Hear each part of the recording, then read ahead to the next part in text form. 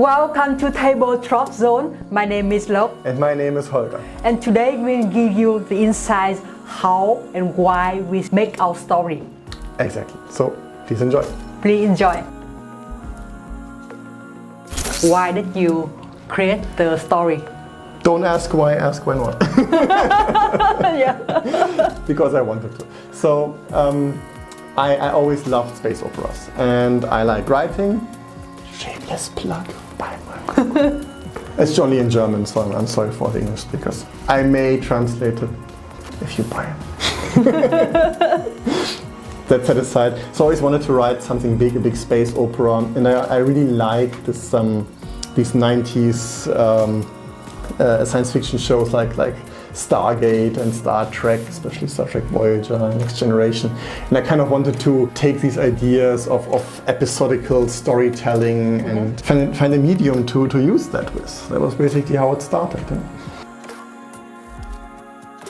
Why don't you use a normal RPG?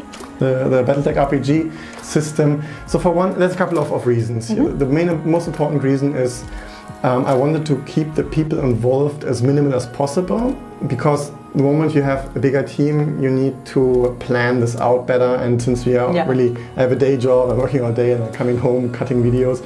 And so it's not like two people army, so that's why we need to do something that fit our time and our effort. And having a dungeon master in there, planning this whole thing would also take away from the doability of the whole project. And of course, the most important part is that I wanted it to be ours. Like, this needed to be our project, our story that we tell, where even we don't know how it fully ends up. I mean, we have a rough timeline, but we don't know what's going to happen in the next few episodes exactly. I mean, who knows? And we don't talk about the battles later. They play a big role in that.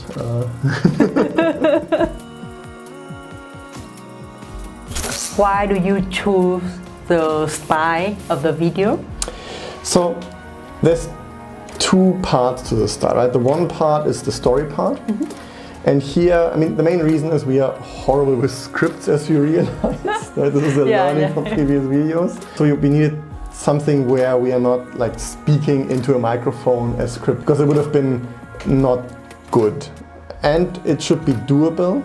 So going full blown with costumes and sets is just completely not possible, even 3D environments. And then I wanted to use something that was like one of these modern technologies, Art AI, we used a lot here, and kind of see where it takes me, use the inspiration. And it was kind of a fight between me and all the different AIs to get somewhere, and it was also inspiring because it gave me new ideas in turn of what I could add to the story. I remember that it took you so many days to find the main character for the story. So in the end we end up that we will be the main character. Exactly. There were many plans on the table. I think just putting our face in there is actually the best course of action, different facial expressions, etc. And we just take a body that was created by an AI and backgrounds and work with them, make it look like a kind of same style, even though they clearly are not.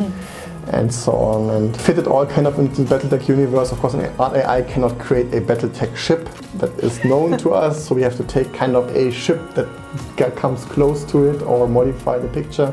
And this is how the process went down. For speaking, we wanted to have this old style that I love from the old video games, like Secret of Mana and Illusion of Time and so on, the games I played as a child quite a bit.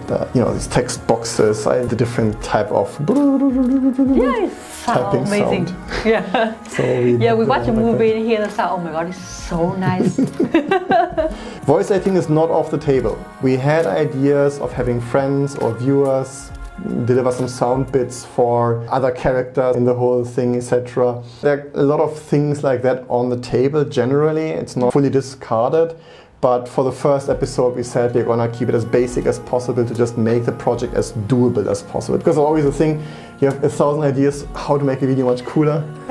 And then you kind of start to trim the edges first, and at the end, this is maybe what you carved out, what is a thing you can do in 2 weeks or 1 week. Right? And this is kind of how we go through our videos. How the battle work?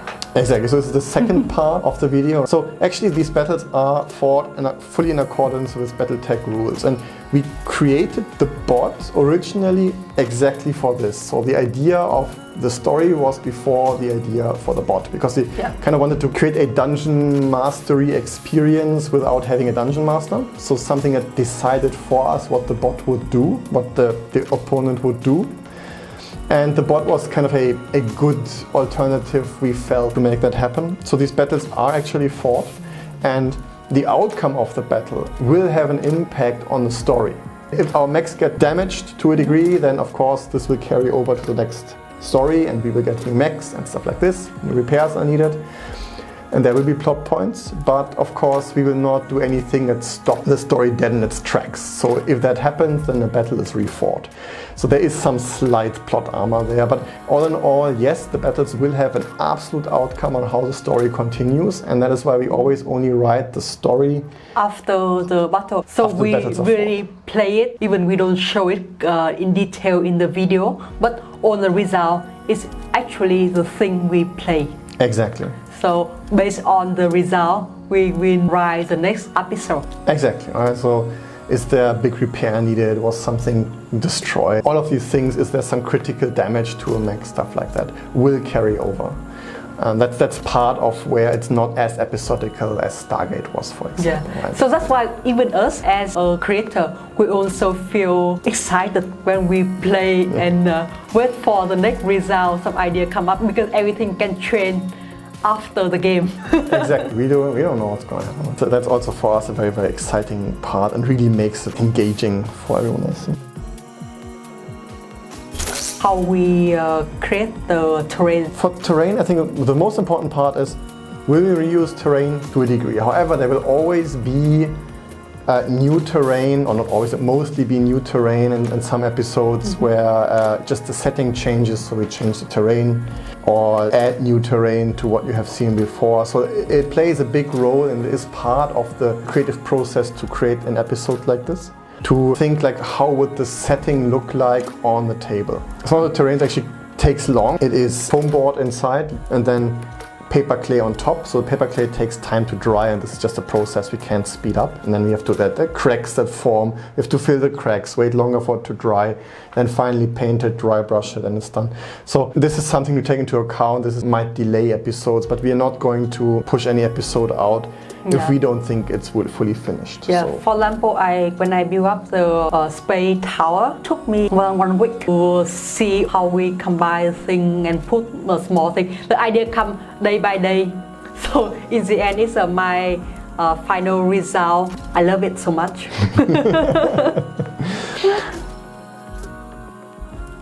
So what is the plan for the future? How we continue creating the story? First of all, the channel will not be a drop zone channel. So we're not going to do only the story. There's going to be other stuff as well, like this interview.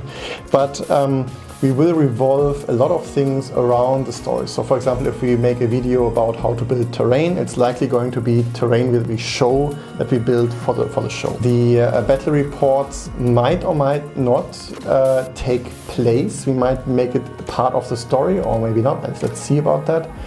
There will be other episodes where we talk about things that have nothing to do with the story at all. So it will not be just the story, but it's going to be surely one thing that we want to really improve and carry on.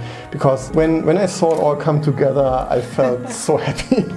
It looked like everything I had imagined. It is now really something that I want to keep working on, where I really think like we have a nice direction with something that is enjoyable and fun, and we can progress and we can continuously improve. But in the end, the channel is an art project, and who knows what's going to happen, right? Whatever hits us and we feel comfortable about it, we will put on the channel. Maybe like you guys can comment which field you want to see us in the future video, so we can think about that. Sure. As you have seen in the past, feedback is always taken very seriously by us, so we really think about how that can make sense, how it can work for us. And this will not stop, right? I mean, this will only get better. I'm very sure about that. I hope you will enjoy more things on our channel. Absolutely. And support us in the future. We love to see you stick around and go on this journey with us. on seeing where this channel will. Yeah, and we don't even know what I mean. There's so many ideas in the room. Yeah, that's. We just want to give you a bit of insight on how we did things, how we planned out, how it all came together. And yeah, we see you then in the next hopefully episode. In the next episode. Thank you. Thank you. Bye.